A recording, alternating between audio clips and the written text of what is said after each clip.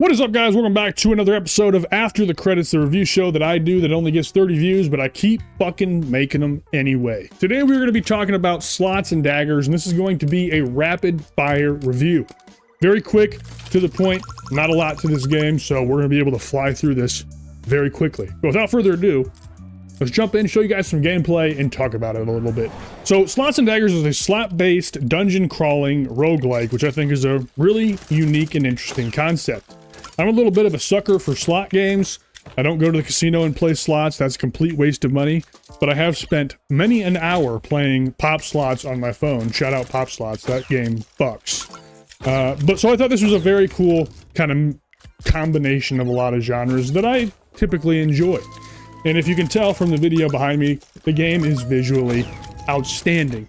I love the aesthetic. It goes for a darker aesthetic with the pixel enemies on the screen. And all of that stuff looks very, very cool, but essentially how the game progresses is you spin a slot machine. That slot machine will come up with icons. If it's a weapon, you can do damage. If it is a shield, you'll get a shield. It's very straightforward. Once you kill the enemy in front of you, you will then go to a merchant screen where you can buy new weapons or upgrade your current weapons, and you can also buy perks. And then once you do all of that, you're able to progress to the next enemy and just kind of continue and continue and continue down the path. Some weapons in the game do have like skill checks. So for example, if you use the greatsword, you have a little meter that goes up on the left-hand side of the screen. And if you hit it at the very top of the meter, you'll do maximum damage. And if you fuck up the timing, you'll do very piddly damage. So a little bit of gameplay into each weapon, and every weapon kind of performs a little bit differently. There is only like a few different types of skill checks in the game, but enough variety there to be interesting and at least give you the desire to want to try all the weapons in the game. Now, from the audio perspective, this game slaps. Probably the best thing this game does, even over the visuals. The sound of the chips spitting out the bottom of the machine and the coins pushing over to the left-hand side is incredibly, incredibly satisfying. And then just visually, like watching your coins pile up on the left-hand side is like a dopamine smash, and I love that. So all that stuff done perfectly in this game, and there is only one track that rolls through. It's like on a loop, and that's a cool little track. It's not bad. Doesn't get tiring, so I can deal with that. And it's actually pretty decent. Now this leads me into my biggest complaint with this game, and that is the game's abusability, so to speak. There is one weapon in particular that if you get early in the run, the entire rest of the game is like finished. Like you win, it's over. That weapon is the bomb. The bomb does magic damage, so even if an enemy has a shield, it bypasses the shield, goes straight to the health bar. And what makes the bomb even better is that it scales every single time that the bomb appears on your reels.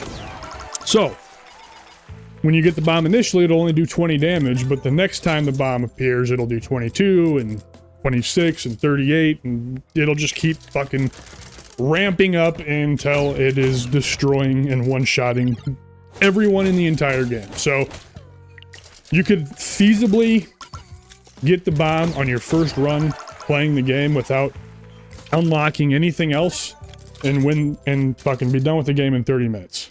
I have put in 4 hours into the game, but it's just incredibly abusable if you use the bomb. And yes, you could do a no bomb run if you want to.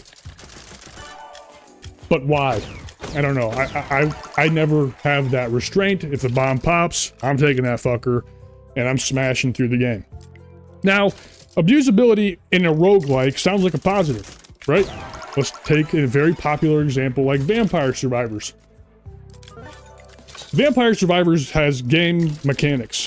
Very little game mechanics, I will admit. You pretty much just move your character to avoid taking damage, but there's at least game mechanics. So when you finally bust open Vampire Survivors and you just are smashing everything in sight, it feels good. In Slots and Daggers, when you get the OP bomb build going, it is not fun, unfortunately, because there is no gameplay. You're hitting a button to spin the slot machine, and that is it. There's no other things going on. The bomb doesn't have a skill check. And so you're just stopping the reels, looking for bombs, and smashing through everything in sight. So it's just not that much fun, even though visually it does look good and the sound design is incredibly satisfying. Gameplay lacks a lot in that department. Fucking bombs OP ruins the whole experience for me personally.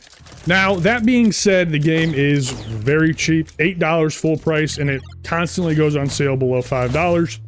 And you can absolutely get your money's worth just in the visual spectacality of it all for $5. So that's going to skew the rating a little bit because, I mean, it has to. Price has to go into the factor here. So with that being said, I'm going to give this game a nice fat C. 5 out of 10 game. I think it is a 5 out of 10 game. Even with that very cheap price point, I think if you think the game looks fun and you're willing to get a couple hours out of something, I think it's perfect for that. Is it a game I'm going to continue to play now that I've beaten it and all of that? No, it's not. And that sucks. And that's going to hurt the review score in the end. So that's kind of where we're at with it. Either way, though, it's a great little project, fun little game to play and pop on if you got, you know, 10, 15 minutes. But I think there are better 10, 15 minute play sessions you can have ultimately. So that's why it gets a 5. Either way, hope you guys enjoyed. Thank you so much for watching. You guys are the fucking best. I look forward to seeing my view count go up to 24 views for this episode. It's gonna be pretty sick. Either way, take care. Love you all. We'll see you on the next one.